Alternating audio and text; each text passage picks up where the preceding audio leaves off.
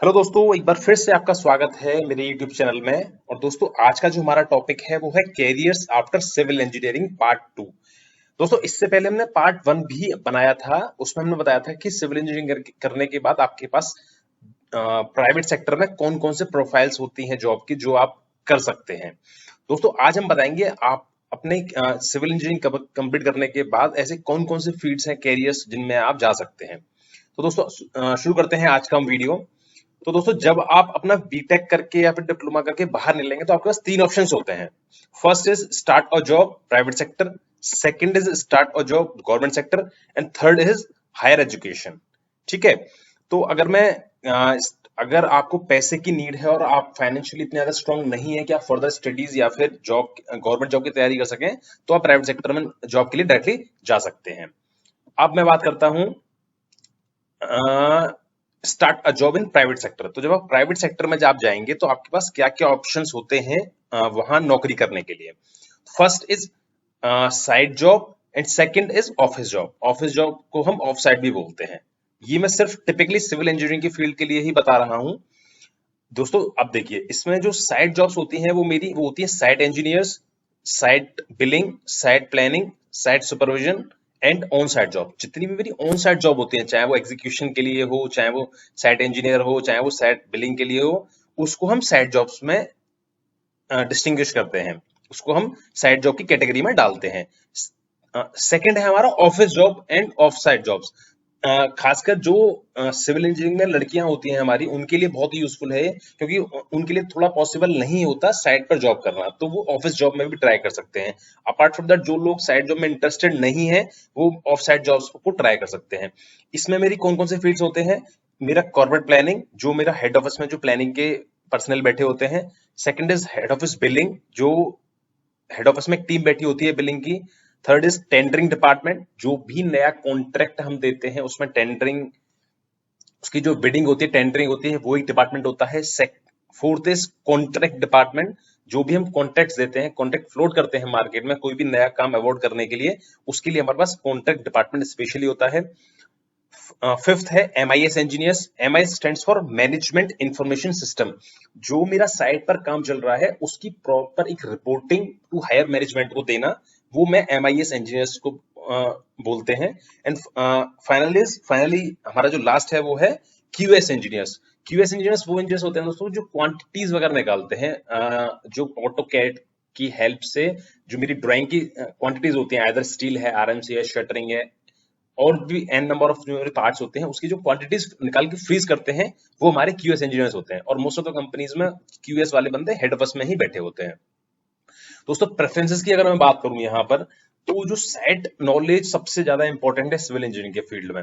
इसमें सबसे, क्योंकि अगर आपने साइट पर काम किया है तो सबसे ज्यादा जो नॉलेज है आपको साइट से ही मिलेगी। और अगर आप साइट पर काम कर चुके हैं तो उसके बाद जो प्लानिंग फील्ड है, बिलिंग है, या फिर जो हेड ऑफिस में अगर आप आएंगे तो आपको एक साइट से जुड़ी हुई चीजें जितनी भी आपको नॉलेज है वो सब कुछ होगी, तो आप अपने करियर में और अच्छे से ग्रो कर पाएंगे। अच्छा, एक चीज और कर सकते हैं आप कि after working 3 to 5 years on site, आप बिलिंग या प्लानिंग डिपार्टमेंट में जा सकते हैं अकॉर्डिंग टू योर इंटरेस्ट। ठीक है, ये आपका इंटरेस्ट पे डिपेंड करता है कि आपने बिलिंग में जाना है या प्लानिंग में जाना है या फिर कॉन्ट्रैक्ट टेंडरिंग, जिस भी डिपार्टमेंट आप जाना चाहें। लेकिन इनिशियली मेरा पर्सनल एडवाइस यही रहेगा आप सभी से कि आप पहले साइट पर कम से कम 3 से 5 साल तो काम करें ही करें। ठीक है। नेक्स्ट, हम start a job in government sector. तो दोस्तों, अब हम बताते हैं कि गवर्नमेंट सेक्टर में हमारे पास क्या क्या ऑप्शंस होते हैं।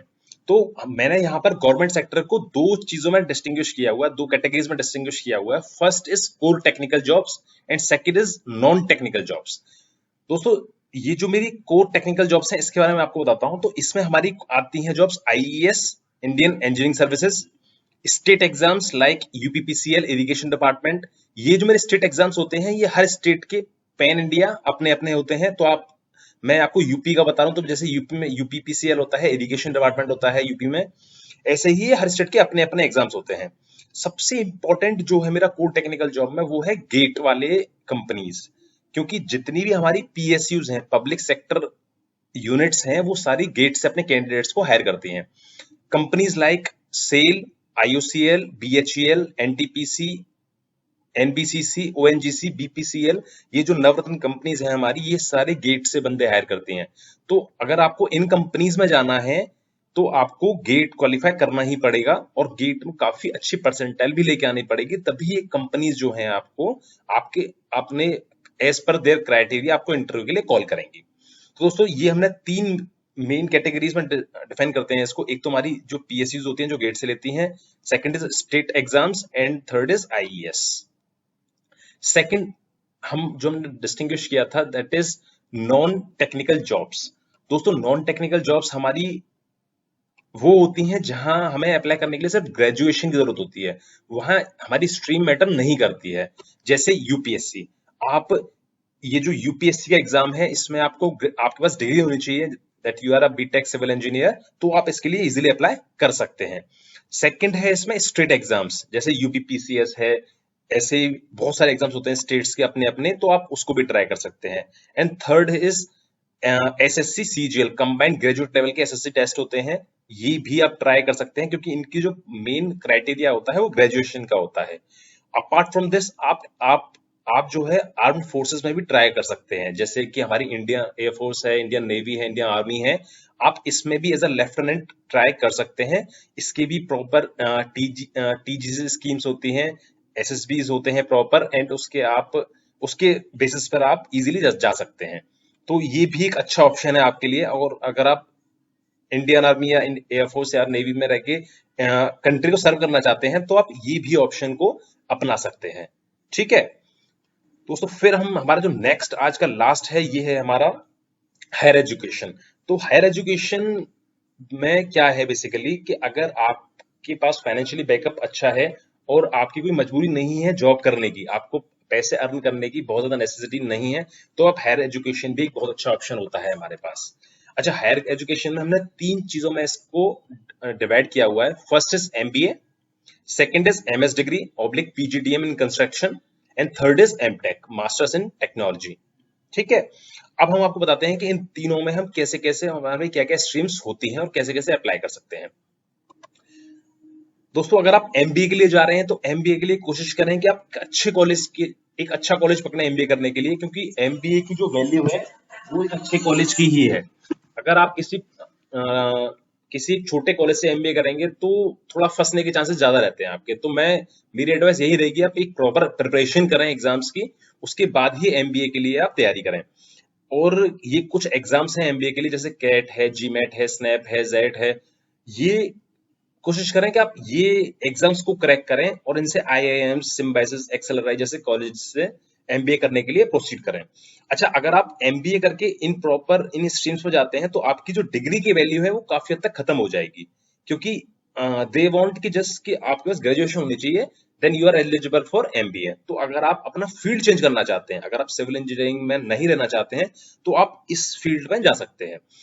और एमबीए के अंदर हमारे क्या क्या फील्ड्स होते हैं? MBA in finance, MBA in human resources, MBA in IT, MBA in logistic management, MBA in marketing and MBA in business management, MBA in rural management. तो ये हमारे कुछ फील्ड्स हैं एमबीए के जो मैंने मेंशन किए हैं यहाँ पर, ये आप ट्राई कर सकते हैं अगर आप अपने सिविल इंजीनियरिंग फील्ड को छोड़ना चाहते हैं। तो सेकंड है मेरा पीजीडीएम इन कंस्ट्रक्शन फील्ड। तो दोस्तों ये जो पीजीडीएम है मेरा पोस्ट ग्रेजुएशन का प्रोग्राम होता है मेरा, तो इंडिया में हमारे जो 2 मेन है, मैं नॉर्थ इंडिया की अगर मैं बात करूं तो नॉर्थ इंडिया में अगर सबसे ज्यादा जो नाम सुनेंगे तो वो निकमार एंड आरआईसीएस का है। उसमें सबसे ऊपर हमारा निकमार माना जाता है। ये निकमार एक प्राइवेट इंस्टीट्यूशन है काइंड ऑफ, लेकिन कंस्ट्रक्शन मैनेजमेंट के लिए ये पूरे इंडिया में सबसे वन ऑफ द बेस्ट है।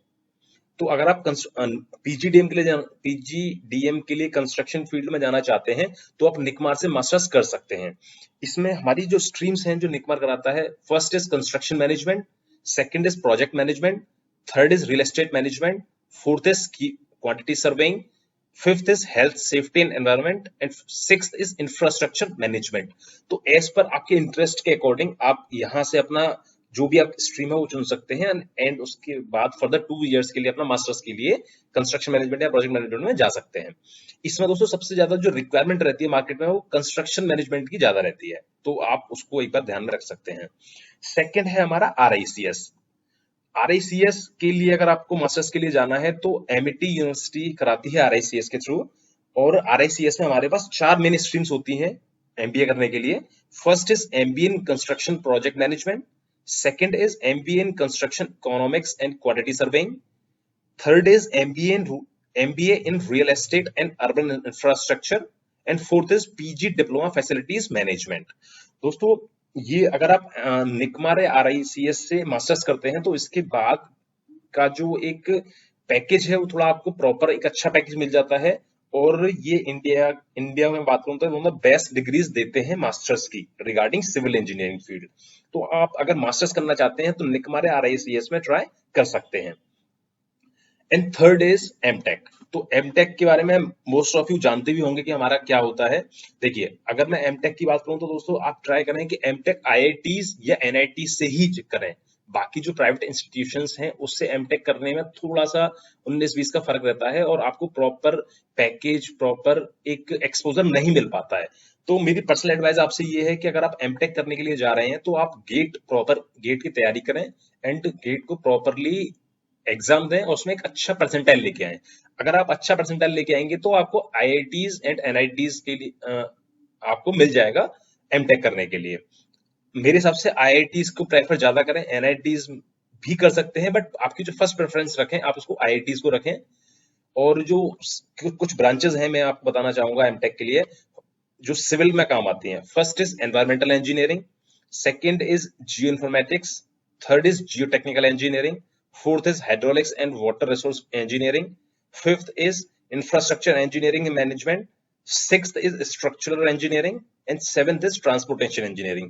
दोस्तों अपने इंटरेस्ट के हिसाब से आप अपनी एमटेक में स्ट्रीम चुन सकते हैं और आप उसी में अपना कैरियर को और ग्रो कर सकते हैं। आफ्टर एमटेक आपके पास एक टीचिंग का ऑप्शन भी खुल जाता है, आइदर प्राइवेट और गवर्नमेंट। आप गवर्नमेंट या प्राइवेट सेक्टर में टीचिंग के लिए भी अप्लाई कर सकते हैं और वहां टीचिंग करते करते PhD के लिए भी अप्लाई कर सकते हैं और आप रिसर्च में भी जा सकते हैं आफ्टर एमटेक। तो दोस्तों ये भी एक हमारे पास एक अच्छा ऑप्शन होता है कि आप एमटेक करके, टीचिंग करके, PhD करके एंड रिसर्च में भी जा सकते हैं और आप काफी अच्छा अपना नाम ग्रो कर सकते हैं उसमें। तो दोस्तों आज का ये मेरा टॉपिक था कि सिविल इंजीनियरिंग के मैं आप किस किस चीजों में अपना कैरियर बना सकते हैं। दोस्तों मैं उम्मीद करता हूं कि आपको ये वीडियो काफी हेल्पफुल होगा और जो लोग फ्रेशर्स हैं या फिर बीटेक पास आउट अभी नहीं किया है, 3rd ईयर या 4th ईयर में है, उनके लिए ये वीडियो बहुत ही ज्यादा यूजफुल है। मैं उन सभी से रिक्वेस्ट करता हूं कि वो सब लोग देखें, अपने कोलिग्स को भी दिखाएं, जूनियर्स को भी बताएं इस वीडियो के बारे में, जिससे कि वो भी मैक्सिमम से मैक्सिमम जो नॉलेज मैं इस वीडियो में दे रहा हूं उसको अटेन कर सकें और एक जो डिसीजन मेकिंग है अपनी उसमें बहुत स्ट्रांग रहें और लाइफ में अच्छा करें। मिलते हैं दोस्तों नेक्स्ट वीडियो में एक नए टॉपिक के साथ। Thank you and all the best.